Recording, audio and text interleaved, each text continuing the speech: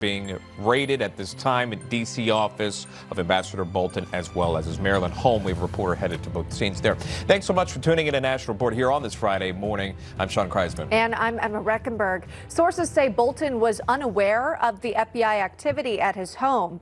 The FBI Director Kash Patel's weighing in, sharing this message on X. No one is above the law. FBI agents on a mission.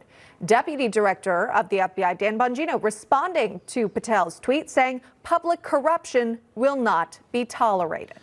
John Bolton, the former ambassador, is a Beltway veteran, to say the least. He's been in politics for decades as an attorney, as a diplomat, a consultant, and a commentator. But he was ambassador to the United Nations from 05 to 06. He was the assistant general, or attorney general, rather, under President Reagan, serving in the Bush administration, key figure in the Iraq War, also publicly stating Trump was unfit to be president after Trump fired him in 2019 over divisions on foreign policy. Again, breaking news there. Ambassador Bolton's home and office being raided. Newsmax confirms this is over national security, handling of classified documents. For that, we'll bring in Jack Jupin, a retired FBI supervisory special agent of the Joint Terrorism Task Force and SWAT team supervisor. Jack, thanks so much for coming on. This is a developing scene. We do have a reporter headed that way. Overall, and we'll get into the meat of it in just a moment, what does a raid inside the home or inside these D.C. offices typically look like? This is not happening in the dead of night like it did happen with President Trump, when he was former president. This is happening in the morning here. Explain what maybe viewers are not seeing right now.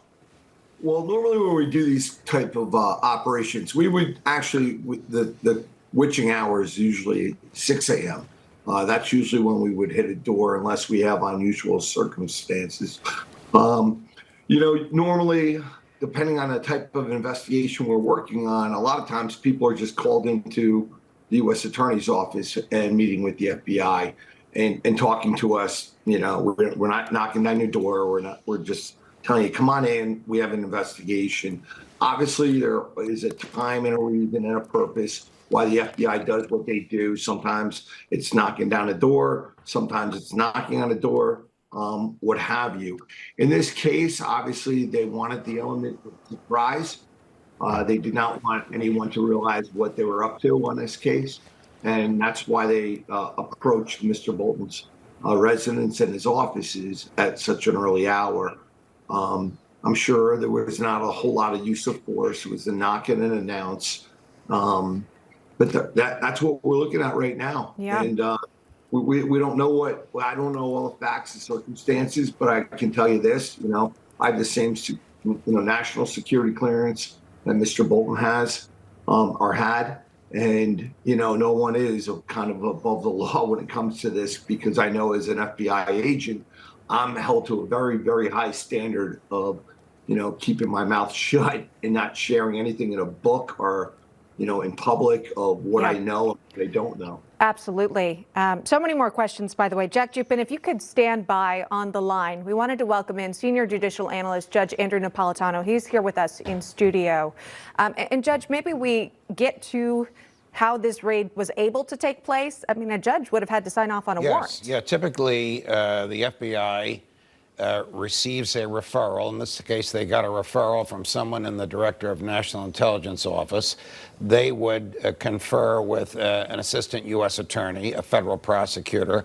That federal prosecutor would get an affidavit from FBI agents and present it to a federal magistrate judge, and the magistrate judge, sometimes a district judge, but usually a magistrate judge, would sign the arrest warrant. So this could not happen without a judicial authorization. Now, what are they probably looking for? John Bolton published a book in 2020, highly critical of President Trump, and the DOJ attempted to block the publication of the book, not because it was critical of President Trump, but because of allegations that John Bolton used classified materials in the book without getting it approved by the DOJ. When you get the agent you just had on knows this. He's subject to the same rules. When you get this national security clearance and you want to talk about something you learned as a result of the clearance, of this national security clearance, you have to get clearance to talk about it. John Bolton didn't get the clearance. The DOJ sued him. The publisher went and printed the book. The DOJ got an order to stop the publication of the book, and then the case came before Judge Royce Lamberth, a longtime federal judge, a Reagan appointee in D.C., and I just read Judge Lamberth's opinion, and it's scathing. It basically says, you did put classified material in this book. You did not get clearance, but it's too little too late. The DOJ sued you too late. We can't stop the book from being published. There are 100,000 copies, and they're in bookstores and warehouses all over the world. I'm not going to stop them. Then he looks at Bolton. He says, you probably should expect a criminal matter to come out of this.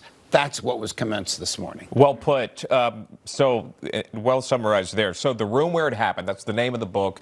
We remember we covered it here back in 2020. I believe that's when it was published, and you see it there on your screen. And they went ahead with it, as you laid out, and to write this, potentially utilizing national security secrets that were contained in classified documents. That's what we're seeing here, at least in terms of this FBI raid and what they are looking for. But I'm curious, because going back to your point about this happening in 2020, the book being released then, right? Well, the Biden administration was in office at all this time. Was the probe happening then? Nothing happened to Ambassador Bolton until Trump got in office. The probe began under the Trump DOJ, and the Biden DOJ decided not to pursue it. Now, what is being pursued today? It's not the publication of the book. The publication of the book was 5 years ago. What's being pursued today is he lost his security clearance. Did he still continue to possess national security secrets without a security clearance? That's what the FBI is looking for this morning. Would that be in the form of documents or well, it would probably be in the form devices? of documents or electronic data. I would imagine that they